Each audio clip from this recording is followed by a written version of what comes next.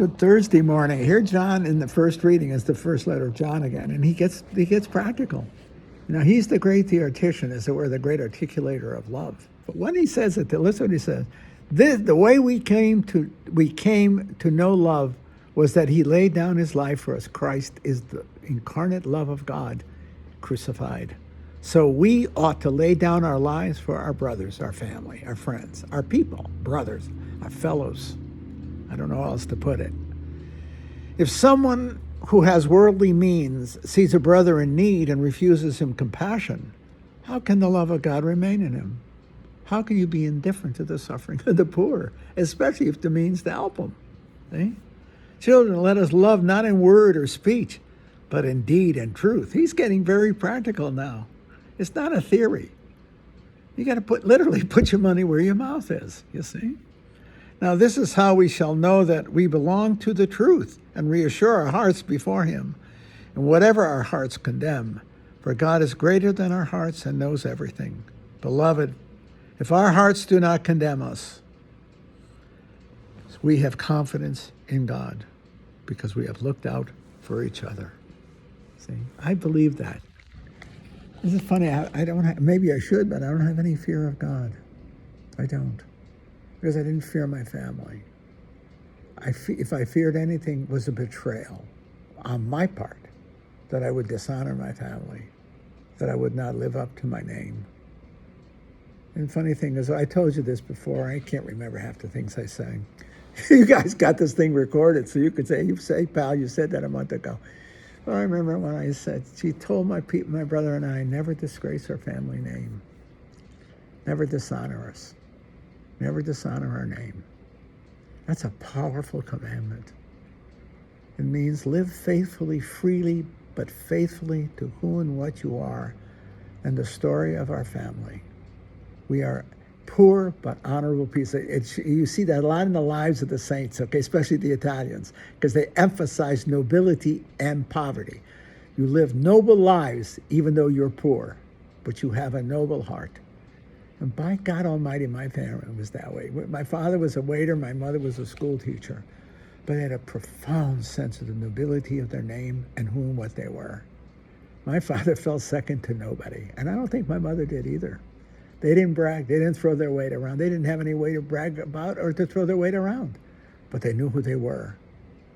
They knew who they were, and they rejoiced in who they were. My father had a magnificent love of life. He taught me that.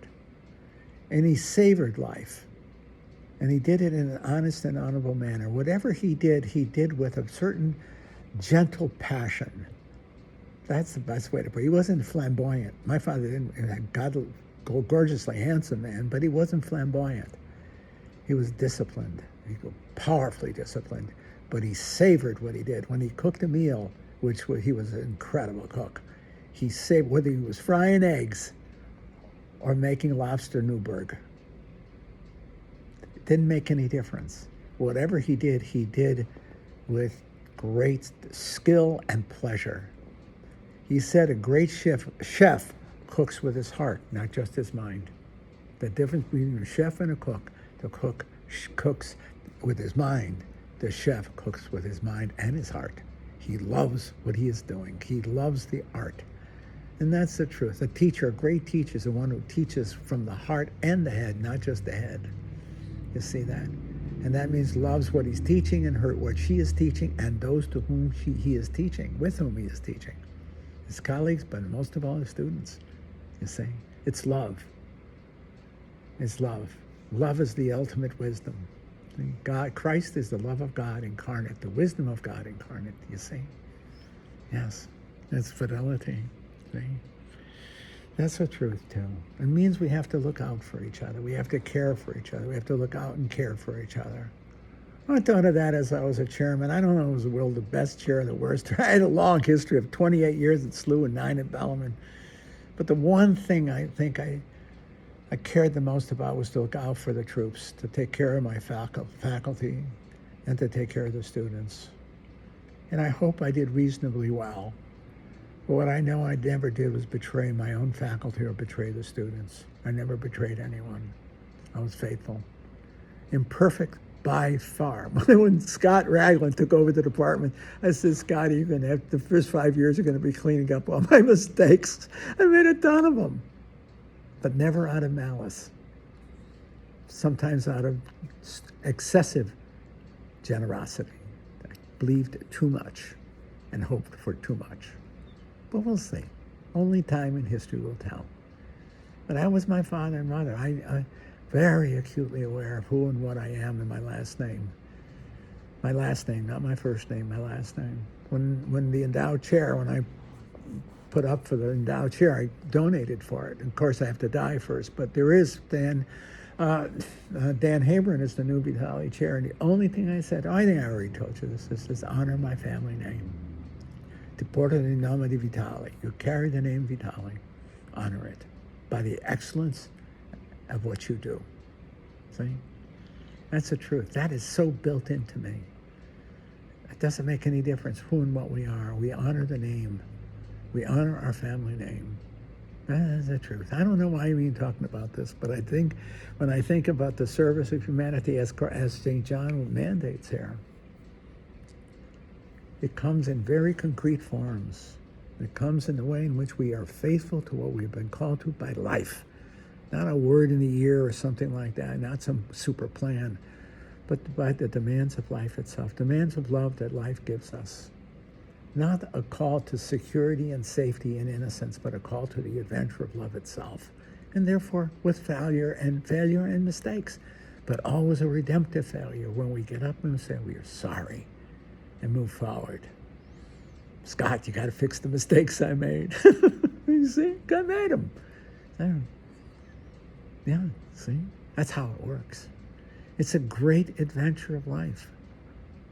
And I see that in my own, now, this stage of my life now. And my professional life is just about over. I got a few more years to teach at SLU. And I hope the parish, I don't know what's going to happen to St. Mark's. We know they're going to close a whole bunch of parishes here in St. Louis. I just hope they don't close St. Mark's. But I don't know if I'd want to go somewhere else. I have 51 years here, from St. Tim's to became St. Mark's, you see. 5 generations of people.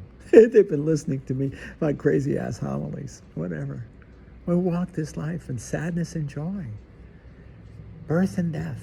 Buried 2 whole generations of friends here and fellow parishioners. I baptized their grandchildren and their great-grandchildren. See? Preached to a whole host of people the word that I knew as best as I knew it and could say it. What an adventure. Well, you'd have told me that in 1971 when I drove here in the little green Volkswagen. I would have never dreamt I'd still be here 50 years later, 51 years later. Never. And yet, look, I am. Do you think I ever thought I'd be back at SLU to be one of the leaders of SLU and the chairmanship? Not a time, not a chance in the world. I spent the last 33 years at SLU. Isn't that something? It's an adventure of life. You had your families, your children, with each child that was born in your home was an adventure, wasn't it? Did you predict all the magic, fear, and glory, sadness and hope, all mixed together in that little runt who grows into a man and woman? You see? It's an adventure. It's a glorious adventure. Scary, but ennobling. Not pat, but wildly beautiful. And it's the truth.